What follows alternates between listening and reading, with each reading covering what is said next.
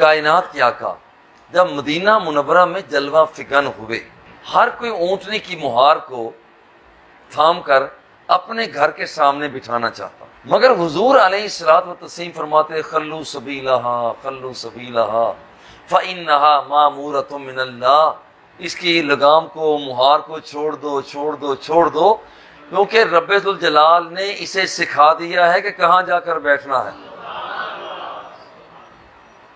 جس محبوب کی اونٹنی کا حال یہ ہے، اسے اتنا علم ہے، اسے پتہ ہے خلو سبیلہا فإنہا مامورۃ من اللہ، اور جس محبوب کی اونٹنی کا اتنا علم ہے، اسے پتہ ہے کہ میں نے کہاں جا کر بیٹھنا ہے۔ اور اونٹنی کا حال یہ ہے تو اونٹنی پر سوار ہونے والے کا مقام کیا ہوگا؟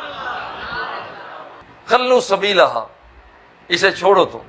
اب ہوا کیا ہے، یہ اونٹنی گھومتی ہوئی راستوں سے ہوتی ہوئی ایک ایسے گھر میں جا کر، گھر کے سامنے جا کر بیٹھتی ہے جس کا دروازہ بند تھا۔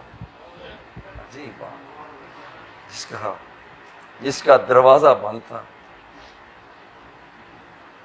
اور یہ وہ دروازہ جسے ابو ایوب انصاری کا دروازہ کہا جاتا ہے۔ دستک دی گئی، آواز آتی ہے جاؤ میاں کام کرو۔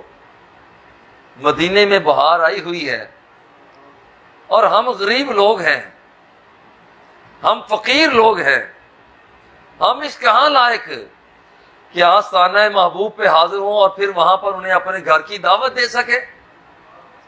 باہر سے آواز گئی کہ جس محبوب کی خاطر تیرا دل اتنا مچلتا ہے، تمہیں مبارک ہو کہ وہ محبوب چل کر تیرے دروازے پہ آ گیا۔ وہاں پر آئے حضور علیہ الصلوۃ والتسلیم سے، کہ حضور آپ بالا خانہ میں رہیں، ہم نیچے رہتے ہیں، کہ آپ اوپر ہوں ہم نیچے ہوں۔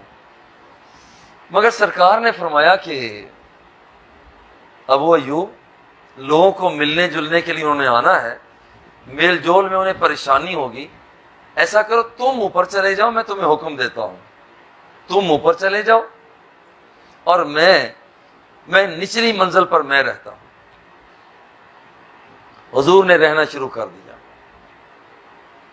اور یہ بھی میاں بیوی حضرت ابو ایوب انصاری اور ام ایوب، عجیب انداز ہے، نیچے والی منزل میں حضور علیہ الصلوۃ والتسلیم کی چارپائی ہے، بستر بچھونا ہے، یہ وفا شعار صحابہ، یہ بالا خانہ میں، یہ درمیان میں نہیں آتے ہیں۔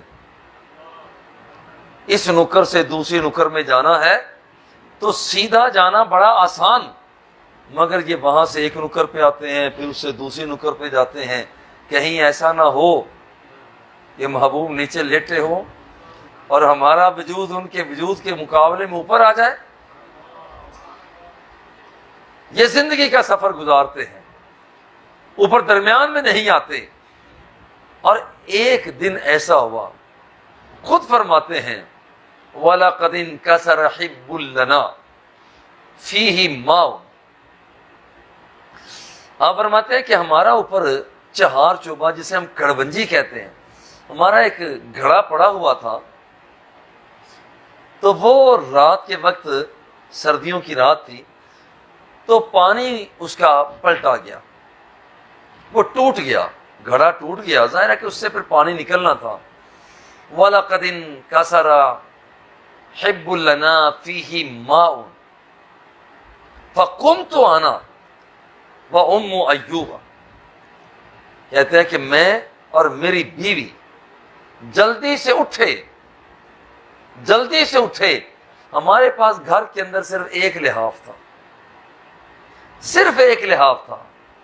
قمت انا وام ایوب بقطیفۃ لنا ولا لنا لحاف غیرها، اس کے بغیر ہمارے پاس اور کوئی لحاف نہیں تھا۔ فنشف بها الماء تخففا ان يقطر على وجه النبي صلی اللہ علیہ وسلم، وہ ہم نے اپنا لحاف پکڑا اور اس پانی پر اس لیے دے دیا کہیں ایسا نہ ہو کہ پانی بہتا ہوا وہ نیچے سرکار دو سراپا ٹپک جائے اور ہمارے مصطفیٰ کے آرام میں خلل آ جائے؟ ساری رات سردی کے اندر گزارنا برداشت کر لی، مگر حضور علیہ الصلوۃ والتسلیم کے آرام میں خلل نہ آنے دیا۔ یہ آپ کا انداز ہے کہ حضور علیہ الصلوۃ والتسلیم پر آپ کا گھر کے اندر جو پانی گر رہا ہے کہیں وہ نیچے نہ گر جائے۔